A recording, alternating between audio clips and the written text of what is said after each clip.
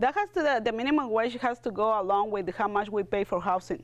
Because I think at this point, the minimum wage doesn't align with housing rent. The price on rent is way too high, and the minimum wage is not helping. That's why we have families that have to share housing, because they cannot afford with their income. They cannot afford to pay $1,500 or $1,800 or $2,500 rent.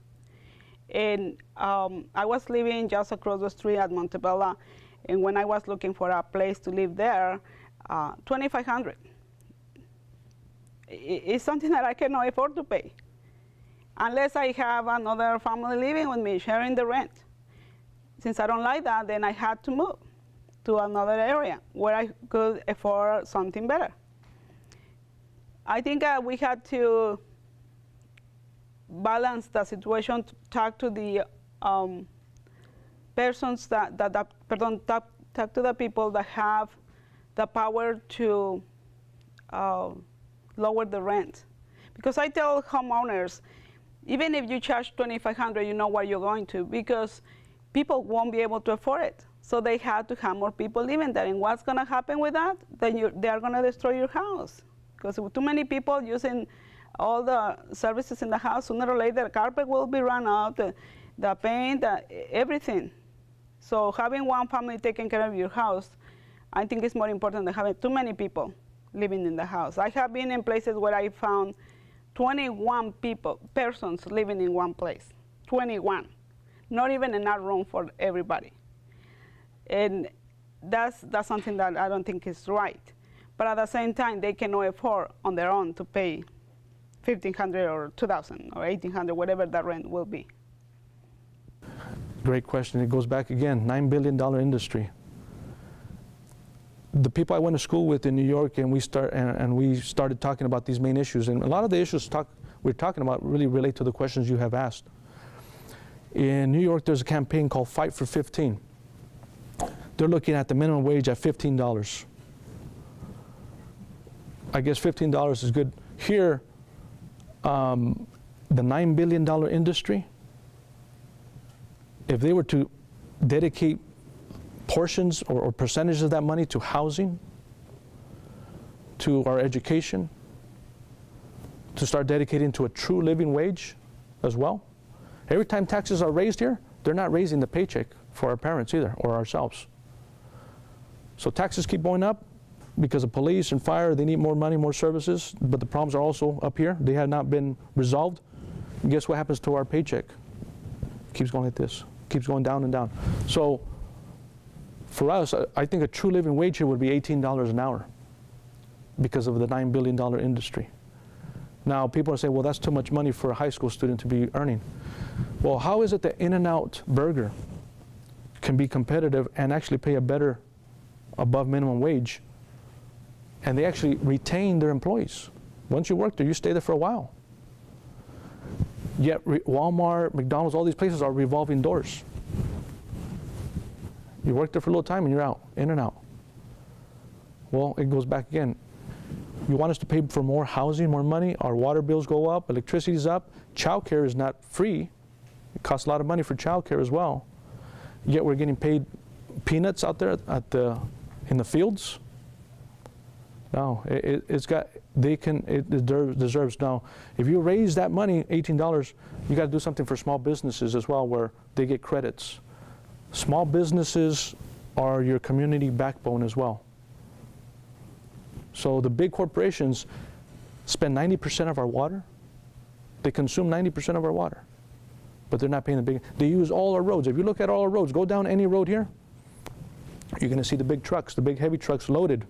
That's all profit, all those boxes, using all the roads here. Yet they're all they're pretty much tore up, the infrastructure. We have to drive on those roads. Guess who's going to pay for those roads at the end? Us. More taxes, more raised again. So a true living wage, and what we should do is, and it can happen now, cities like Seattle, other cities in San Francisco, Santa Cruz, they raised their minimum wage already. And that was years ago. Salinas, political will. What has happened is, even the people that are running here in city council, they're controlled by the big agriculture industry. and they're giving contributions.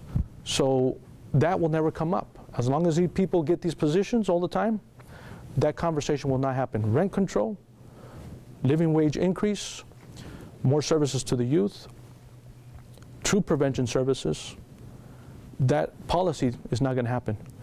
Either you wait until yourselves become part of that system, because you can easily be out there working in the fields, or you can change that. You can turn it around as well. So $18 an hour, true living wage in this $9 billion Salinas Valley agriculture. That will be the start. I think the $15 minimum wage is a good start. You know, but it goes into our area. Look where we live, and our cost of living is high. So what exactly would be a livable wage is a good question, and I really don't know the answer to that yet. Well, depends on where you live. If you live, it's wonderful when they say $15 an hour. Great, but it's not enough in California. My daughter just left her job in San Francisco because she said, I can't afford to live in San Francisco and work here. And it's really frustrating because San Francisco is dependent on the tourist and hospitality industry. And when people like her are moving out and abandoning the city, that's a real problem. And people aren't recognizing that. So Salinas, yeah, we need to be at $15 an hour, absolutely. And until we start getting those higher wages, one thing that people forget is when people are making livable wages, that money is getting plowed back into the city. That's where people shop, where they play, where they worship, where they go to school. That's where their money is spent. But it's an absolute crime that people who work minimum wage jobs full-time cannot support their families. And that to me is unacceptable. If you are working full-time, you ought to be able to support your family. And whatever it takes, whatever minimum wage we need to make that happen, because it's not fair to working families who cannot afford their housing, who can get to the end of the month and don't have enough food. I see it in my classroom, and that's not fair. Well, I think, I like to see the minimum wage increase because the cost of living is increasing all the time, so I like to be hand in hand. I know when I was growing up, our minimum wage was something that you guys would probably buy a soda with right now, but I think where it's at right now, maybe getting it to $11, $12 would be reasonable, and incrementing it to get to a 15 like they want to do, but I think it would be nicer to do it sooner than later, because like I said, the businesses are out there and the economy is not waiting for us. The rent's not waiting for us, so we definitely need to increase the minimum wage. And unfortunately, it's going to be a long time before we get to that $15 one. You know, I think that the minimum wage needs to go. I remember when the minimum wage was 25 cents. Okay, so no, it was a little more than that, but I'm kind of aging myself. But I remember when I first started my agency, minimum wage was $4.75, then it was $5, then it was $6. To me, it's extremely important in this community, in this economy, because it's really difficult to live unless you're making at least $10 to $15 an hour. My son, my youngest son, makes $14 an hour. He works for the Santa Rita School District. He's a driver, a truck driver, and he has a hard time making on that wage alone. So I can imagine how many family members that are out there at $12, $13, $14 an hour who have children to make it. My son's fortunate that he lives and he rents a room with other people, but what happens when he gets married? And he's been driving rigs and trucks now for quite a few years. Goes back to education is important. If we get educated, we learn some higher skills, we learn the sciences, mathematics, can come back and bring some good technology back here and invest in that, we can increase the wages for people. We can't live on $8 an hour or $10 an hour. We need to have a sustainable wage. When I started working way back when, minimum wage was $3.25. It was considered pretty high. When the minimum wage went up to $10, there was a big cry. Not only from agriculture, but also from small business owners. Minimum wage is headed to $15 an hour, and I think that is good. I'll tell you why. When you have someone who works 40 hours a week,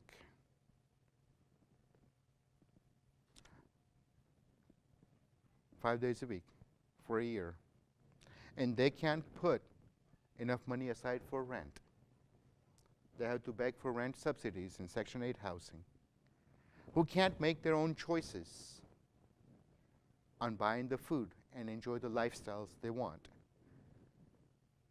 then we are neglecting a complete class of our citizens who will stick around $16,000, $18,000 to $22,000 a year for the rest of their life,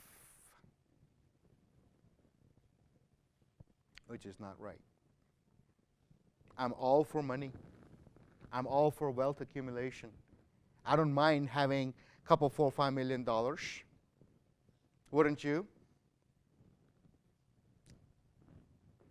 In 2014, City of Salinas passed a 1-cent public safety sales tax increase that brought us $22 million in new revenue, and it'll bring us $22 million a year for a 15-year period. Do you know why it's called the public safety sales tax increase? Because the promise made by the mayor and the city council was, these are 27 programs on gang prevention, violence suppression, and education we're going to use to get rid of the violence from the city. Do I think we need to put city's resources on doing what we said we would do to the voters? Absolutely. If I come to you and say, hey, give me this 1-cent sales tax increase, I'll make your city safer. You trust me to do the right thing. You passed that measure. And I said, oops, I don't have the money. I spent the $22 million in other places. Your public safety and violence and drugs and gangs just going to have to wait. If I do that, I deserve to be hanged. I didn't say that. I deserve to be publicly spanked. Yeah, that's what I meant. Because that's a straight out lie, isn't it? I come from the old time. When I say I'll do something, shake your hand and look you in the eye, I will do my best to do exactly what I said. That's a bait and switch. We have $22 million that was promised to the residents of the city of Salinas to reduce the gangs, drugs, and violence. My question to the city is, where is my money?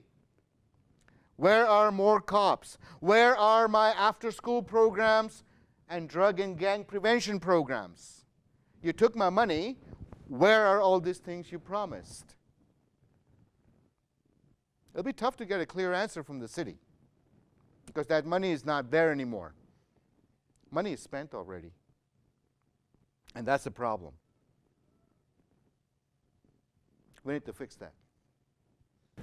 Well, we've just passed it where there's going to be $15 an hour. And I'll tell you, I don't think that's enough down the road. It may be enough for a young person that's working at McDonald's part-time, but minimum wage you cannot feed your family on in Salinas. And I think you brought it up with the housing. You can't afford a place to live at $15 an hour. I think what we need to do is we need to be understanding that we need people to pay more money to stay here, to be able to afford to live here. And if they take one of those jobs that's minimum wage, they should be able to have some dignity and respect when they get their paycheck.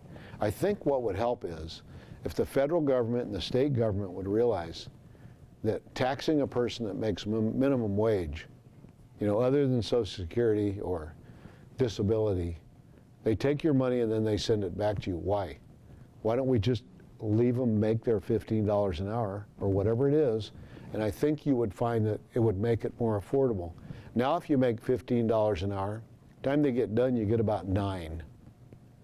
And then you got to go do forms to get your money back. I think that's part of the problem. It's easy to say minimum wage is $15 when the feds and the state are taking more money. And then if you want to have the quote-unquote affordable health care, that's phenomenal. We can take your whole check and say, well, now you owe us money. I think we need to correct those issues. We need health plans worked out so that the workers that are making minimum wage are covered. We have enough money in this country to take care of that. The companies that are getting rich are companies that sell us health insurance. If you could have bought stock in health insurance 5 years ago, today you wouldn't have to work, is what somebody told me. So, but we need to look at all of those issues. It isn't just the wage, it's what we take away from that worker. And then if you drive into a gas station, right now it's not bad, but when it was $5 a gallon and you're a farm worker and you have a family to support and you're making minimum wage, it's pretty tough to make ends meet.